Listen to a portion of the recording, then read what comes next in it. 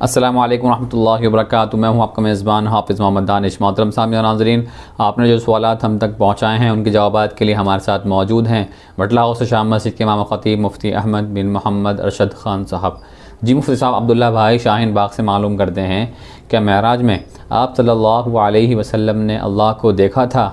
بسم اللہ الرحمن الرحیم، الحمدللہ وحدہ والصلاة والسلام علی من لا نبی بعدہ، اما بعد۔ مذکورہ سوال کے جواب میں صحابہ اکرام اور محدثین کے درمیان دو رائے ہیں۔ حضرت عائشہ صدیقہ رضی اللہ تعالی عنہا، حضرت ابو ہریرہ اور حضرت عبداللہ بن مسعود رضی اللہ عنہم یہ فرماتے ہیں کہ جناب نبی کریم صلی اللہ علیہ وسلم نے معراج کے موقع پر اللہ تبارک و تعالی کو نہیں دیکھا تھا، یعنی براہ راست اپنی نظروں سے اللہ تبارک و تعالی کا دیدار نہیں کیا تھا۔ اس کے مقابلے میں حضرت عبداللہ ابن عباس رضی اللہ تعالیٰ عنہ، حضرت ابو ذر اور حضرت عبداللہ ابن مسعود کی ایک روایت کے مطابق اور ائمہ میں سے حضرت امام احمد ابن حنبل اور دیگر محدثین کی یہ رائے ہے کہ معراج کے موقع پر جناب نبی کریم صلی اللہ علیہ وسلم نے اللہ تعالیٰ کو دیکھا تھا، براہ راست اللہ کی زیارت کی تھی۔ یہ جو دوسرا قول ہے کہ یعنی اللہ کے رسول صلی اللہ علیہ وسلم نے زیارت کی تھی، یہ قول زیادہ راجح ہے اور بہت سارے مفسرین اور محدثین نے اسی کے بارے میں لکھا ہے کہ زیارت کی تھی۔ انہیں صاحب کا دوسرا سوال ہے کہ اتحیات میں جو السلام علیک ایھا النبی کہا جاتا ہے، یہ اللہ نے آپ صلی اللہ علیہ وسلم کو معراج کے موقع پر سلام کیا تھا، اس کی کیا حقیقت ہے؟ حدیث کی جو متداول کتابیں ہیں، بخاری ہے، مسلم ہے اور جو دیگر مشہور حدیث کی کتابیں ہیں، ان میں تو کہیں بھی اس طرح کی کوئی بات موجود نہیں ہے کہ تشہد کا جو شان ورود ہے وہ اس طرح اللہ تبارک و تعالی سے ہم کلامی کا شرف جناب نبی کریم صلی اللہ علیہ وسلم کو حاصل ہوا تھا، اس موقع پر یہ دونوں طرف سے کلمات کہے گئے تھے۔ البتہ مفسرین نے اور کچھ محدثین نے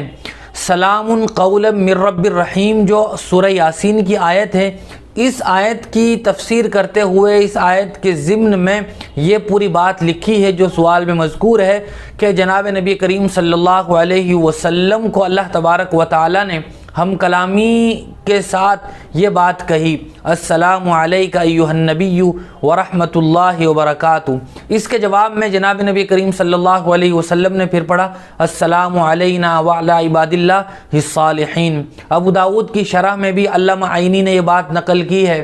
اسی طرح اور بھی دیگر کتابوں میں یہ بات موجود ہے، لیکن احادیث میں اس بات کا کہیں تذکرہ نہیں ملتا ہے۔ ایک خاتون کا سوال ہے، کیا مردوں کی طرح عورتیں بھی حجامہ لگوا سکتی ہیں یا نہیں؟ جناب نبی کریم صلی اللہ علیہ وسلم نے حضرت ابو طیبہ کو حکم دیا کہ وہ ام سلمہ کو حجامہ لگا دیں، لہذا اس سے یہ بات بھی معلوم ہوئی کہ اگر ضرورت ہو تو مرد بھی عورت کو حجامہ لگا سکتا ہے۔ بہتر تو یہی ہے کہ لگانے والی عورت ہی ہو، لیکن جس طرح ضرورت کے موقع پر عورت کا علاج مرد کر سکتا ہے، اسی طرح ضرورت کے موقع پر مرد بھی عورت کو حجامہ لگا سکتا ہے۔ جاوید بھائی بٹلہ ہاؤس سے معلوم کرتے ہیں، اگر مقتدیوں میں کوئی اقامت کہنے کے لائق نہ ہو تو اس وقت کیا حکم ہوگا؟ اولاً تو ہر مسلمان کو اس قابل ہونا چاہیے کہ وہ تکبیر بھی کہہ سکے، بوقت ضرورت نماز بھی پڑھا سکے، اور امام صاحب کو بھی مقتدیوں کی اصلاح کرتے رہنا چاہیے، لیکن اگر مقتدیوں میں کوئی اقامت کہنے کے لائق نہ ہو تو پھر امام صاحب ہی کا یہ حق ہے کہ وہ خود ہی تکبیر کہہ دیں۔ علامہ حسکفی علیہ الرحمہ نے ایک روایت نقل کی ہے کہ جناب نبی کریم صلی اللہ علیہ وسلم نے ایک مرتبہ سفر میں خود ہی اذان بھی دی، خود ہی اقامت کہی اور خود ہی ظہر کی نماز پڑھائی، لہذا امام صاحب بالکل اقامت کہہ سکتے ہیں۔ مرغوب الرحمن صاحب کا سوال ہے، بعض لوگ کہتے ہیں کہ دجال انسانی شکل میں ہوگا اور وہ آج کل برموڈا ٹیکون سمندر میں ہے، اس کی کیا حقیقت ہے؟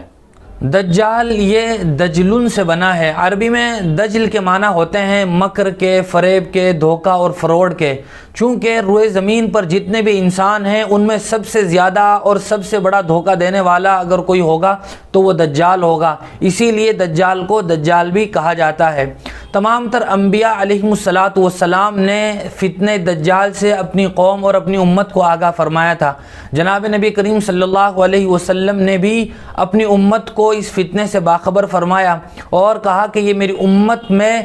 اس دنیا میں سب سے بڑا فتنہ ہوگا، فتنہ دجال، اور دجال انسان ہی کی شکل میں ہوگا،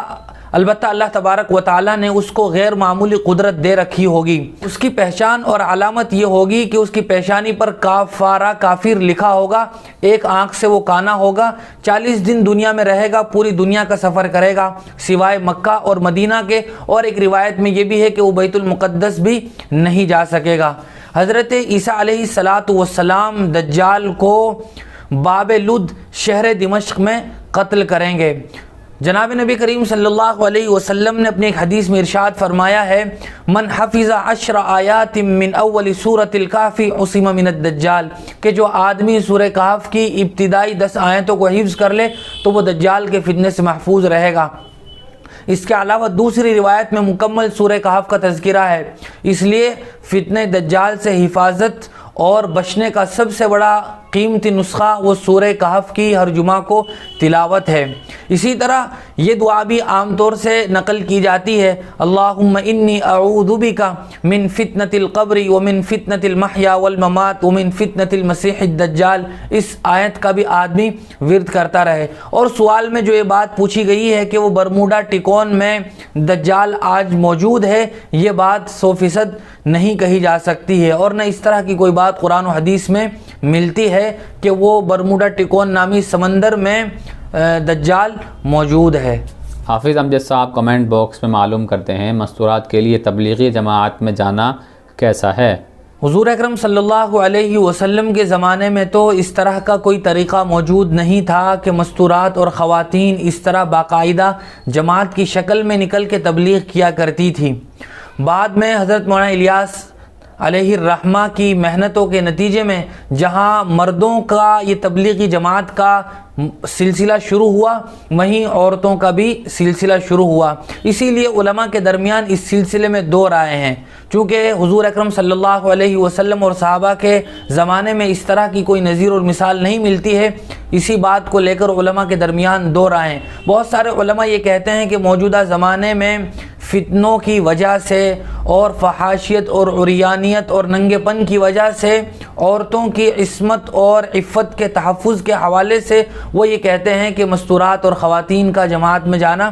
درست نہیں ہے، لیکن اسی کے ساتھ ساتھ دوسرے علماء کی رائے یہ بھی ہے کہ موجودہ فحاشیت اور عریانیت کی سرکوبی کے لیے اور خواتین کی اصلاح کے لیے اور معاشرے کی اصلاح کے لیے، گھر کے نظام کو شریعت کے مطابق چلانے کے لیے عورتوں کا بھی دین سیکھنا ضروری ہے، اور بہت ساری خواتین موجودہ تبلیغی جماعت کے طریقے میں نکل کر وہ دین پر آ گئی ہیں اور شریعت پر عمل کرنا شروع کر دیا ہے۔ ان کی محنت کے نتیجے میں ان کے محلے میں اور پڑوس میں بہت ساری خواتین راہ راست پر آ گئی ہیں۔ ان فوائد کو بنیاد بنا کر علماء کہتے ہیں کہ مستورات کا جانا یہ درست ہے، اور اس کے لیے انہوں نے بہت ہی کڑی شرائط بھی مقرر فرمائی ہیں کہ وہ خواتین ایسی ہوں جو اپنے محرم ہی کے ساتھ جا سکتی ہوں، اور بھی بہت ساری اس طرح کی کڑی شرائط موجود ہیں۔ حافظ نعمان بنگلور سے معلوم کرتے ہیں بعض لوگ یہ کہتے ہیں کہ خنزیر کو سور کہنے سے 40 دن تک نماز قبول نہیں ہوتی، اس کی کیا حقیقت ہے، وضاحت فرمائیے۔